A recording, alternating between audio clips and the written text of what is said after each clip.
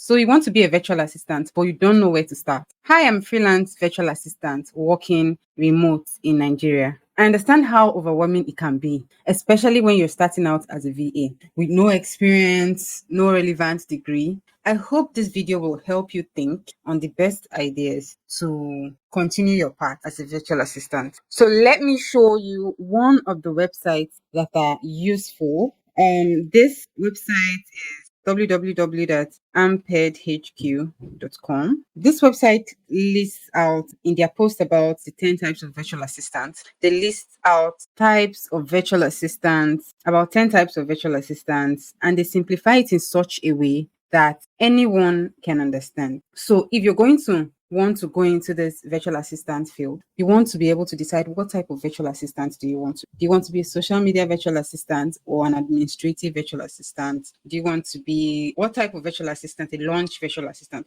What type assistant do you want to be? Right. And so that will help you in every other thing, every other decision that you're going to. So the next other good thing that you would want to do is search job description, and you have to add your preferred VA special. So if you want to be a product virtual assistant, product launch virtual assistant, which means you help people launch their products, you assist people while they launch their product. You want to type in product launch virtual assistant job description, just so you narrow it down, just so you're able to narrow it down to the particular type of virtual assistant you are, so that you are not just there generalizing and looking at other types of virtual assistants. Meanwhile, that's not your area of specialization. Why you want to do this is so that you familiarize yourself with what is needed to be able to perform well in your particular specialty. You want to familiarize yourself. I know, yes, at this point you really don't know anything, but you just want to get familiar with what it's all about. What do they do? What do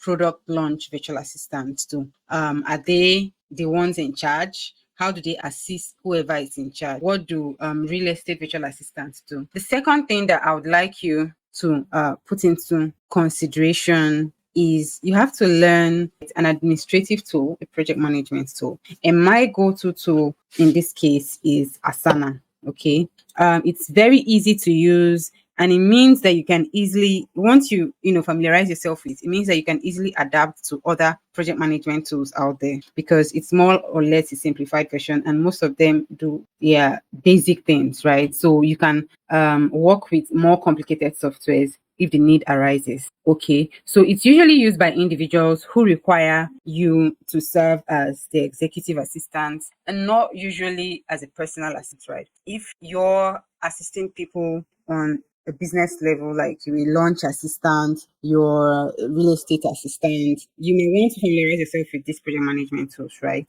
And the second important tool that you want to must know about is Google's Workspace or Microsoft. So these are usually the most popular in this category. They are both productive and collaboration tools, and most employers depend on these softwares like every day. They use them every day. Being familiar with them and their tools will help you nail your journey. Okay, so they are actually web-based. You'll also need to check, depending on the type of virtual assistant you're going to want to be. You have to figure out what other tools do virtual assistants in this specialization, in this specialty, what do they use? What do real estate virtual assistants do, or e-commerce virtual assistants? What other tools do they use? Or blog virtual assistants? What other platforms help them do their work, better? The third step that is actually very important for you in your journey to getting started as a virtual assistant is watching tutorials like this. So you want to make YouTube your friend. You want to make YouTube your go-to app or platform, because there are tons and tons of videos, right? So you just want to go to the search tab on YouTube and type Asana, type Google Workspace, type Microsoft tutorials, and begin to watch them one after the other, right? If there are other tools, begin to watch them one after the other. You also want to follow, virtual assistants that are online, just so that you listen to them speak and understand what it means to work, be a virtual assistant. Like, although they might not be in your region or so, but then listen to them and see if they're going to mention things that you're not familiar with, and so you want to go and learn about them. So the fourth thing you would want to do is ask friends or ask your network to give you the opportunity to assist them. Go have a mock project. This is very, very, very important, right? You're not doing this project because you want to get paid. Rather, you want to familiarize yourself with it.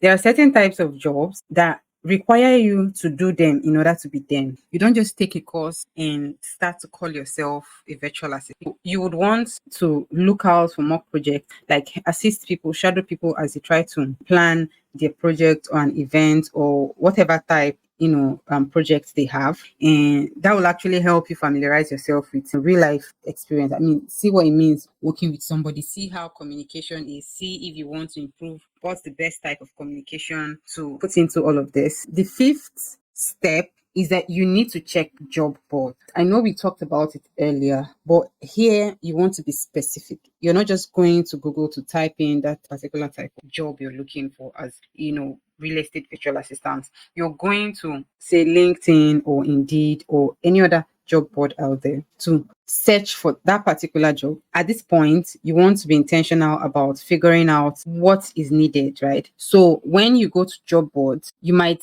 notice that they have 3 years work experience attached to their jobs or 5 years work experience attached. That's not what we want right now. We want to focus on the core responsibilities of, the real estate virtual assistant. And now, if there are 10 core responsibilities, I want you to take a look at each and every one of them and try to figure out of the 10, how many are you very familiar with on a scale of 1 to 10? And how many are you very familiar with? And this will help you figure out where you're weak. And then you're now going to go back to those tutorials, go back to practicing all of these things, go back to playing around. If you've watched tutorials of Asana and Microsoft on YouTube, you want to now go create a project on these platforms. You want to go and test it out and see what it means, see what it looks like, right? And at this point, you're not just going to be worried about all of these years of experience that they usually attach to this, right? Next is your portfolio and your CV. Work on your portfolio and your CV. And you'll be asking me, what should I put on my portfolio as a virtual assistant?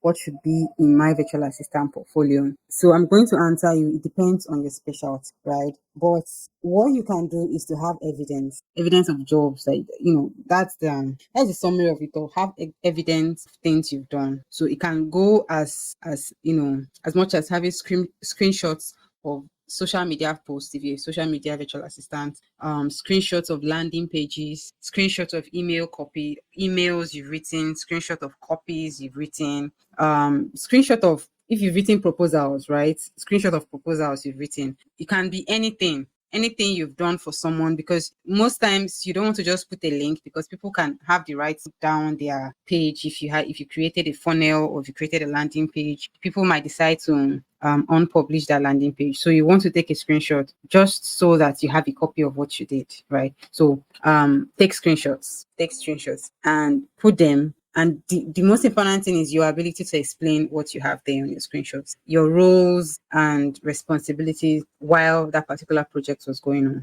So, for more information, you can check out this article on this website, emilyreaganpr.com, and I think you'll be able to research and have ideas on what should make up your particular VA portfolio. The seventh step is for you to optimize your LinkedIn profile. So let me show you how I use my LinkedIn to optimize my profile.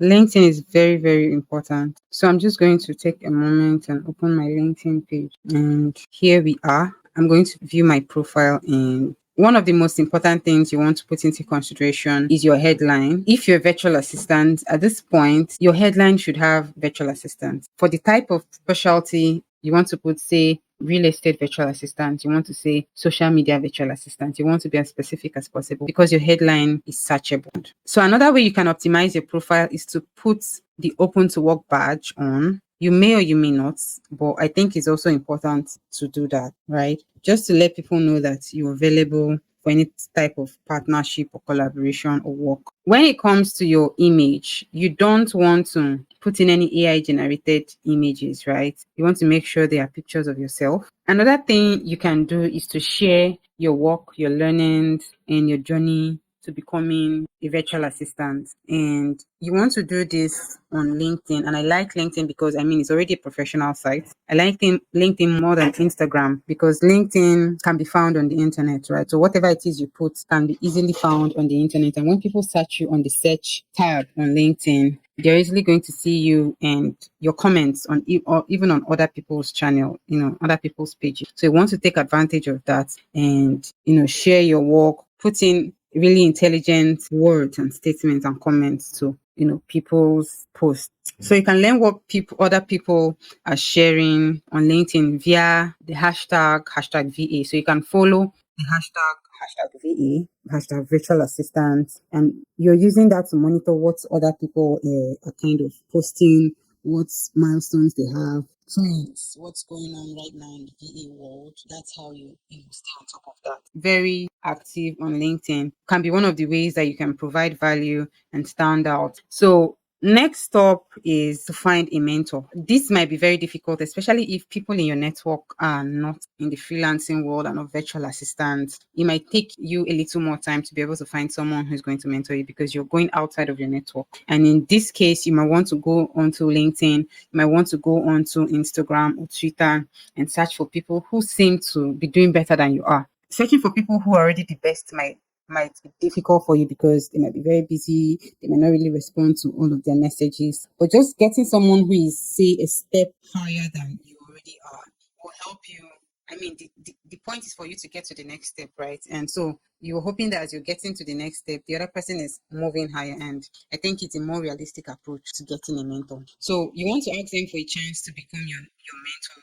You want to give them like have a proposal for them, say that is actually quite realistic because they're doing this for free. So you want to respect their time. You want to tell them that okay, you just want 1 hour session and per month. And during that 1 hour session, you're going to present your portfolio and ask them for their expert advice. And make sure that for the next session, you should have set a goal.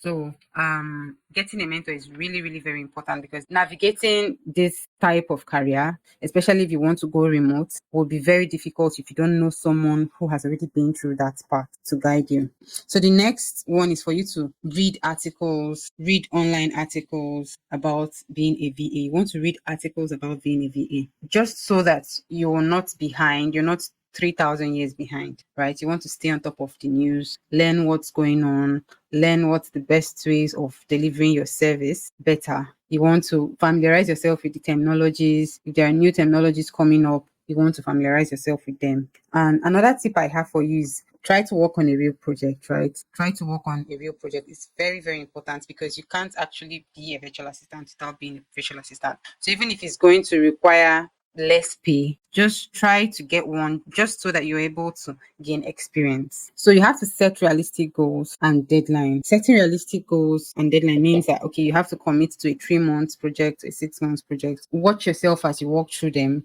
step by step, record your progress, and make sure you add them to your portfolio. So let me know what you think in the comment section about my 8 ways to get started as a virtual assistant. If you liked what you heard, please drop a comment and I'll really, really appreciate it.